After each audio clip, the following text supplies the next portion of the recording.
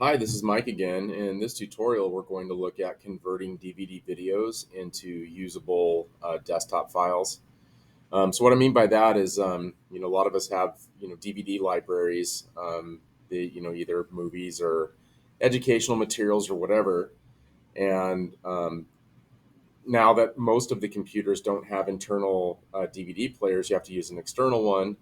Problem is that most of the new computers only have a couple of USB slots to hook into to make that work. So really, the world is kind of going to a digital format, with our music and with our visual content or video content. So what to do with all those, the sea of DVDs that you have? Well, there's a couple of things that you can do. A lot of so for uncopyrighted CDs, and there are a lot of them out there, like educational materials or short videos or things like that you have on DVD. Um, those are pretty easy. All you have to do if you wanted to convert one of those to like an MP4 and .mov file that you can just play directly from your desktop is to use VLC Media Player. Okay, so VLC is loaded on most of our computers. And you can find it just by going to Windows icon and then going all the way down.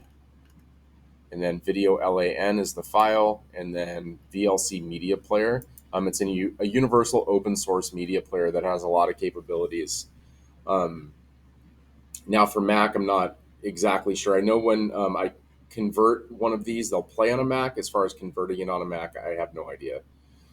So that's something that I'm going to work on to see if what type of files and stuff like that will work on a Mac. But I know VLC is made for Windows and it works great. So what you would do is you would pop in your DVD, and then you would come up here to Media. So what first thing is just open up VLC Media Player. It'll come up like this with no source file. It'll have the orange cone. Then just go to Media, and then Convert and Save. Okay. And what'll happen is you'll have some options up here at the top. You're going to choose disk and then DVD. And then if you have a DVD loaded up, you will need to borrow or do it at home. You'll need to have something to play your DVD with, so you can borrow somebody's external DVD player, or you can just do it at home. Um, a word on that. If you're not going to do it here and you don't have a DV player and you do it at home, VLC is free and it's open source. All you have to do is download it, and it's perfectly safe. You download it and it has all these free capabilities. So then what you're going to do is what you'll see right here under disk device, you'll see a drive number, and so or drive letter. And just remember, your drive letters are, you can see down here on the left. Windows C is usually your main drive, and that's where all of the drive letters are listed. And so my recommendation is you either have like a USB flash drive or some sort of hard disk to keep all of your converted files. But that'll show up here. So if it's drive D, which usually is the DVD drive, it'll just show up right here. So it'll say drive D. And then all you have to do is once it's listed here, or you can actually select it if you want it by clicking browse and finding it. You just click convert save. Okay. Then the next step is then what you're going to want to do is start the conversion. So it's where it says profile right here. This is where you select what type of output you want. Do you want it in an MP4 format? Do you want it in, I'm not sure if it has .mov, but MP4s will play on Mac anyway. But if you wanted a super high resolution, so there's a couple of different options just to go over them real quick. So H.264 is a pretty standard video and audio combination. So the H.264 plus MP3 is called MP4, and it combines the video 264 file with the audio MP3 file in a complete video package. So you don't have to do anything. All you have to do is just click that, and boom, you're done. Same with H.265. That's a little bit higher resolution and a little bit more, a little less compression on this file, but same type of thing. The other thing you can do if you want to maintain super high resolution, you can go video for MPEG-4 1080p for TV, and that's what that's going to do is it's going to set it up with the wide format HD TV format. But once you click one of those, and then you choose a destination file, so you can just store it on your desktop. Then all you have to do is click start.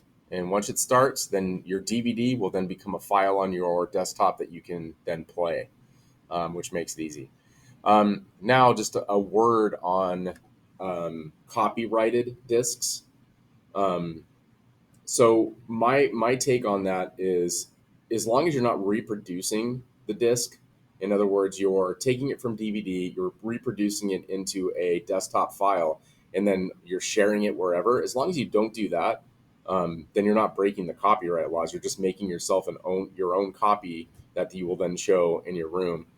Now that's a little bit more complicated. VLC, there's a couple of ways you can do it to bypass that, but it's really difficult and takes some pretty extensive computer knowledge to put in some add-ons that you have to add to VLC.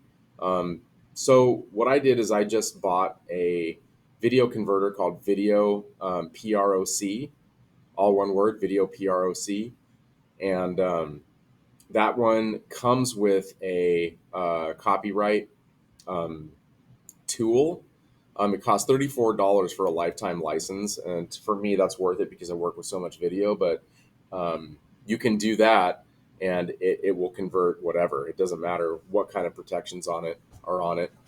Um, so with that, if you don't want to pay for it, then what you can do is you can drop your CDs off with me, and then I can convert them for you. And as long as you bring me the DVDs and then a flash drive, very large flash drive or hard disk drive, I can start working on your DVD conversions.